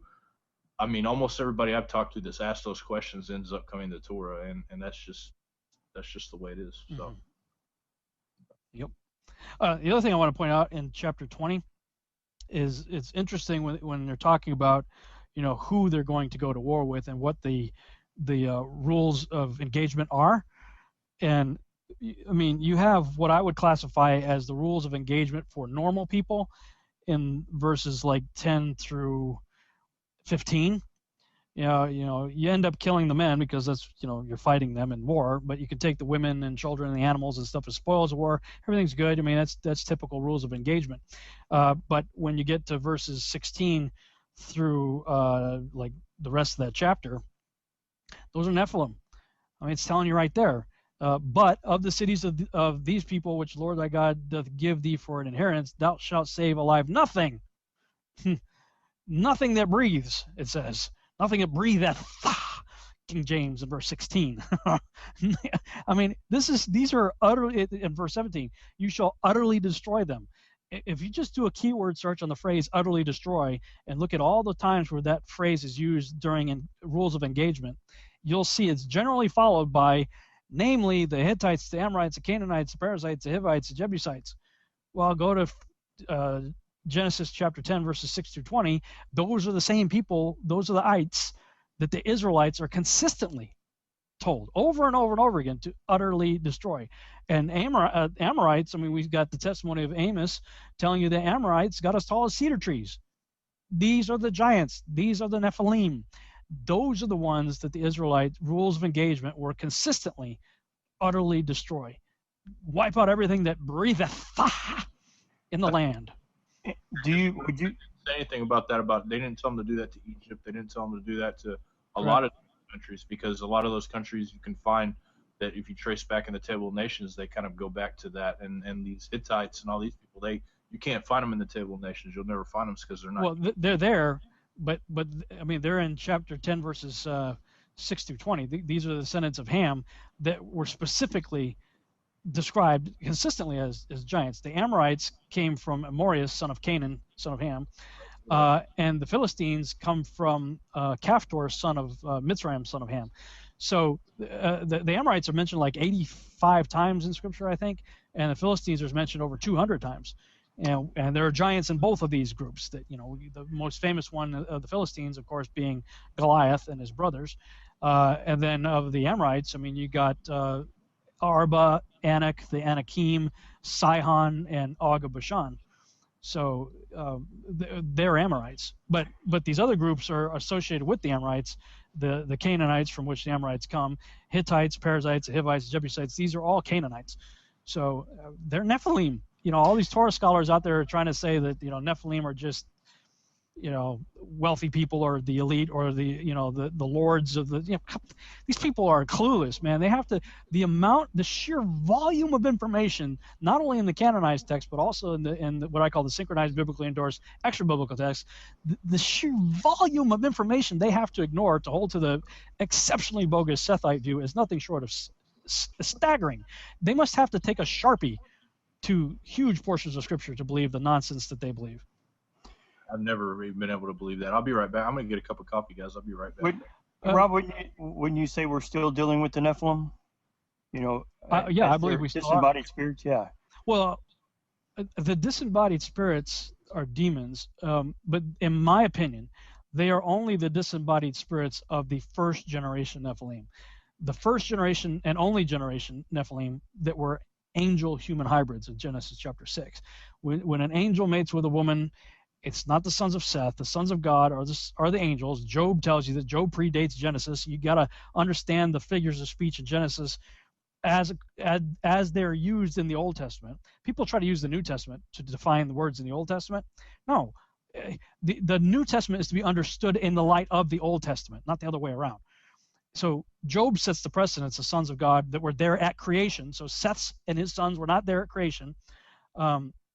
That's where it sets the stage. So I mean, you gotta go with that. What was your question? I just lost my train of thought. Well, I'm just saying we're still dealing with these entities. Oh, okay. I mean, yeah. So clearly we're dealing with angels in Genesis 6. The entire unanimous ancient record that is in the unanimous agreement prior to 160 AD. This bogus Sethite theory doesn't even show up to about 160 AD. So everybody else, Josephus, everybody else before that understood it was angels mating with women. So when you got an angel-human hybrid and you kill them, then you have a demon. Those evil wandering spirits go out and become demons. Animal-human hybrids, on the other hand, I have a question. I don't know. I know Enoch chapter 15 tells you point blank, angel-human hybrids, you kill them, you end up with demons. Can we make the same assumption with animal-human hybrids, which is what we're dealing with in the postal world predominantly, in my opinion, or genetically modified humans, not having anything to do with angels? If you kill them, will a demon come out of them? I don't know. Some say yes. I don't think we have any textual precedents to be dogmatic about it. So I don't know, but one way or another, demons are still in existence, clearly. I mean, they're all over the New Testament. We see them having to deal with them. And you guys have had plenty of people on your show. I've had lots of people on my show. It's very real today with satanic ritual abuse and demonic possession and things like that. It's very real today, so we're still dealing with them. Absolutely, they're still around. Okay, is there anywhere you want to go as far as the Torah portion? You want to get into more of the questions? Well, let me go ahead and run the audio. I got to take a quick break. We got 3 minutes of Isaiah. So I'm going to play that because we're going to run out of time before I have to go. You guys can certainly continue after if you want to keep going. I'm just going to have to bug out because I got to get ready for tomorrow's early morning trip to Austin. But I'll go ahead and play Isaiah right now, and let's see what happens. I am he who comforts you. Who are you that you are afraid of man who dies, of the Son of Man who is made like grass, and have forgotten the Lord your Maker, who stretched out the heavens and laid the foundations of the earth? And you fear continually all the day, because of the wrath of the oppressor, when he sets himself to destroy. And where is the wrath of the oppressor? He who is bowed down shall speedily be released. He shall not die and go down to the pit, neither shall his bread be lacking. I am the Lord your God, who stirs up the sea so that its waves roar. The Lord of hosts is his name. And I have put my words in your mouth, and covered you in the shadow of my hand, establishing the heavens and laying the foundations of the earth, and saying to Zion, you are my people. Wake yourself. Wake yourself. Stand up, O Jerusalem, you who have drunk from the hand of the Lord the cup of his wrath, who have drunk to the dregs the bowl, the cup of staggering. There is none to guide her among all the sons she has borne. There is none to take her by the hand among all the sons she has brought up. These two things have happened to you. Who will console you? Devastation and destruction, famine and sword. Who will comfort you? Your sons have fainted. They lie at the head of every street like an antelope in a net. They are full of the wrath of the Lord, the rebuke of your God. Therefore hear this, you who are afflicted, who are drunk, but not with wine. Thus says your Lord, the Lord your God, who pleads the cause of his people. Behold, I have taken from your hand the cup of staggering. The bowl of my wrath you shall drink no more. And I will put it into the hand of your tormentors, who have said to you, bow down that we may pass over. And you have made your back like the ground, and like the street for them to pass over. Awake, awake, put on your strength, O Zion. Put on your beautiful garments, O Jerusalem, the holy city, for there shall no more come into you the uncircumcised and the unclean. Shake yourself from the dust, and arise. Be seated, O Jerusalem. Loose the bonds from your neck, O captive daughter of Zion. For thus says the Lord, you were sold for nothing, and you shall be redeemed without money. For thus says the Lord God, my people went down at the first into Egypt to sojourn there, and the Assyrian oppressed them for nothing. Now therefore, what have I here, declares the Lord, seeing that my people are taken away for nothing? Their rulers wail, declares the Lord, and continually all the day my name is despised. Therefore my people shall know my name. Therefore in that day they shall know that it is I who speak. Here I am. How beautiful upon the mountains are the feet of him who brings good news, who publishes peace, who brings good news of happiness, who publishes salvation, who says to Zion, your God reigns. The voice of your watchmen, they lift up their voice, together they sing for joy, for eye to eye they see the return of the Lord to Zion. Break forth together into singing, you waste places of Jerusalem, for the Lord has comforted his people. He has redeemed Jerusalem. The Lord has bared his holy arm before the eyes of all the nations, and all the ends of the earth shall see the salvation of our God. Depart, depart, go out from there, touch no unclean thing. Go out from the midst of her, purify yourselves, you who bear the vessels of the Lord. For you shall not go out in haste, and you shall not go in flight, for the Lord will go before you, and the God of Israel will be your rear guard. Right on. Well, we can obviously see the parallels here about him going before them and fighting for them. So that's pretty obvious parallel for why they would have paired up that portion of Isaiah, the prophets, with the Torah portion. Something I want to point out here that's interesting, let me slide this over here, is where you see the word salvation in several places in Isaiah 52. It's Yeshua, right there. Yeshua. Now, I love it when, it talks about God, Yahuwah, being their salvation, because it's saying Yahuwah will be their Yeshua. And so right there is Yeshua right there, salvation. That's what his name means. So that's pretty cool. And also where it talks about the good news, that's good news. That's the word gospel. That's where we get the word gospel from. The gospel is the good news. So we have the gospel being preached in the book of Isaiah. So it's not a New Testament concept. And that's always something that has, especially since coming to Torah and beginning to understand these things in a different light, is if you talk to your typical Christian, just anybody at church, and say, hey, what is the gospel?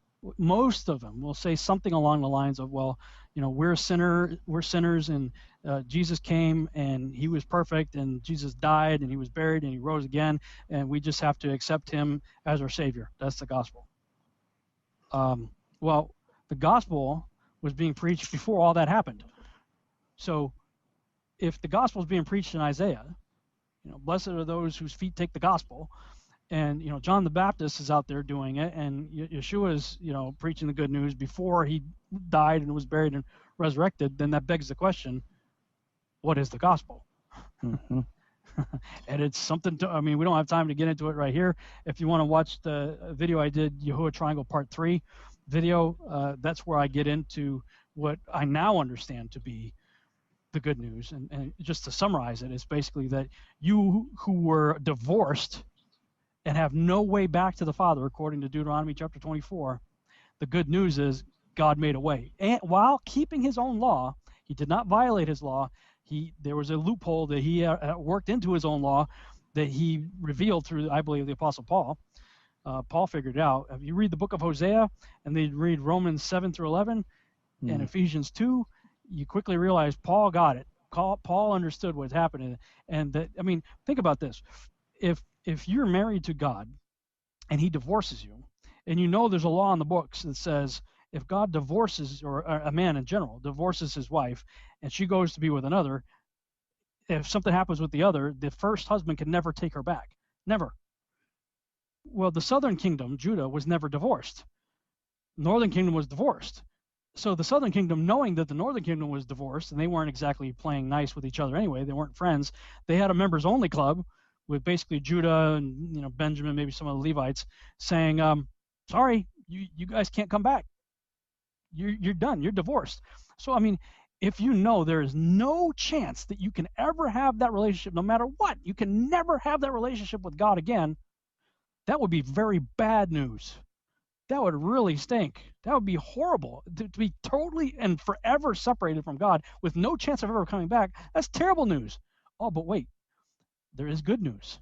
God has made a way through his salvation, through Yeshua, to take you back. That's exceptionally good news. That's beyond good news. That's fantastically awesome, incredible news right there. But that news was being preached by Isaiah, by Hosea, by others before Yeshua came, died, buried, resurrected. And if you have troubles looking for that, go to his YouTube channel and find it. I'll post it on my Facebook page after the show, so you can just find it really quick. Just a reminder, Yahuwah Triangle Part 3. I'll post it on my Facebook page so you can find it pretty quick. Cool. And watch that. I've explained that to a lot of people since the Power League. When you and Doug came down there, and who we are in Messiah. and you get mixed reactions from churchianity. Sure some are daggers and some are going, I want to know more. So it helps to go back and read Hosea, Romans, all of those scriptures to see what he figured out. It's incredible.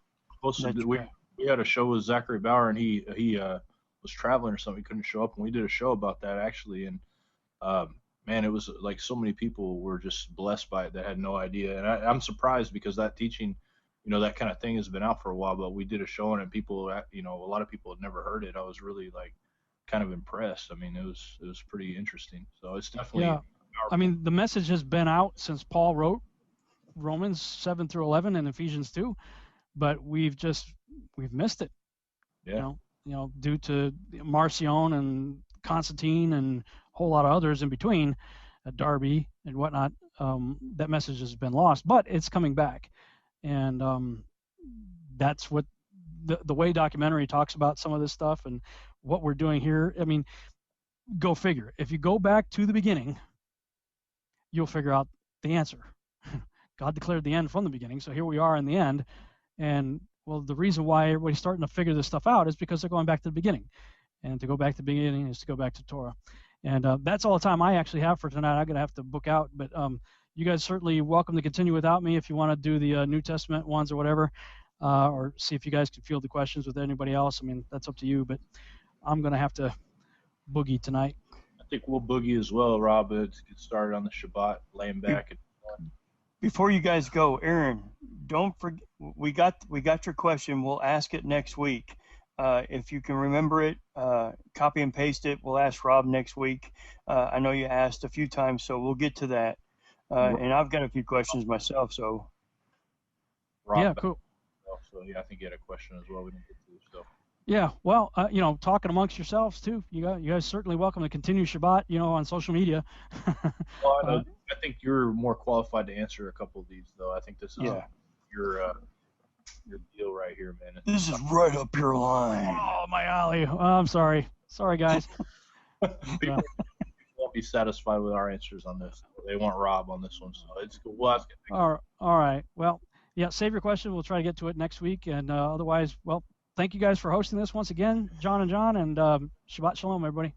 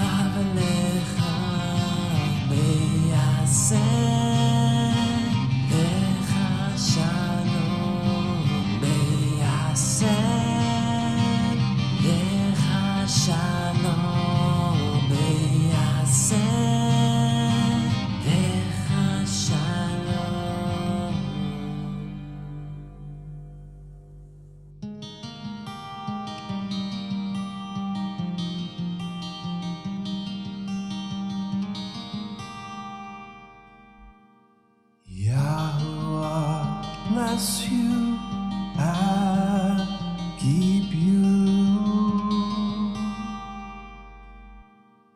Yahuwah, make his face shine upon you and be gracious unto you.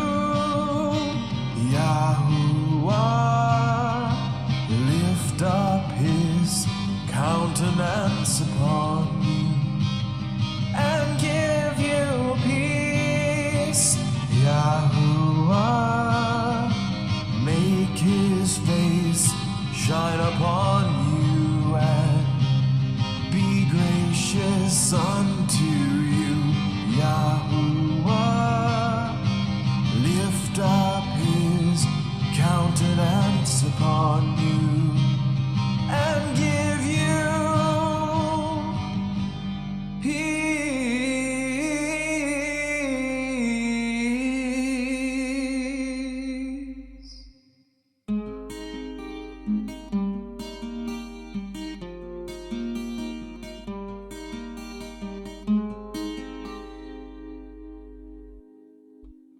Yahuwah te bendiga y te guarde.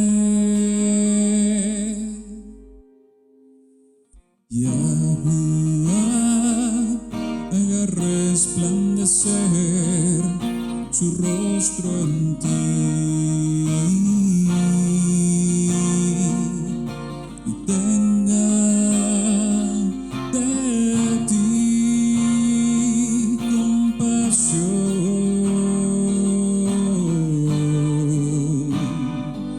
Yahuwah alce su rostro sobre ti